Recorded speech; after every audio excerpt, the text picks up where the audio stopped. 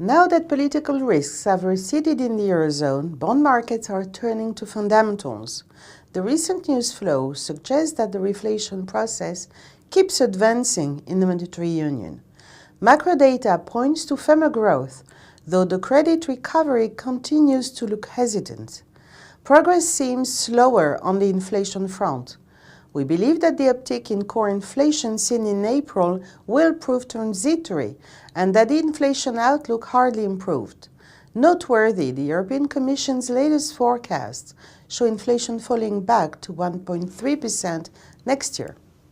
Market measures of expected inflation, the so-called breakevens, eased as well. How and when will the ECB adjust its policy? The question is critical for bond markets under the influence of massive quantitative easing. According to a widely shared view, the ECB would toughen its wording in June and announce in September the tapering of its QE program over 2018 at a pace of 5 billion per month. This scenario looks plausible. Central banks are not at ease with the unorthodox easing implemented and seem anxious to normalize policy. However, we believe that the odds of the ECB delaying its tightening are not negligible. The moderate expansion seems entrenched, but inflation prospects look tame and far below the ECB's target.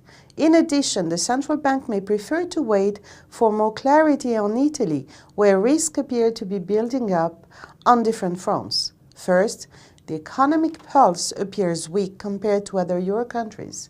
Second, Italy's banking system still looks vulnerable. And third, the euro-skeptic five-star movement is leading in the polls of the general elections to be held next year. A delay in the ECB's policy shift would keep a lead on the German 10-year yield and on peripheral spreads.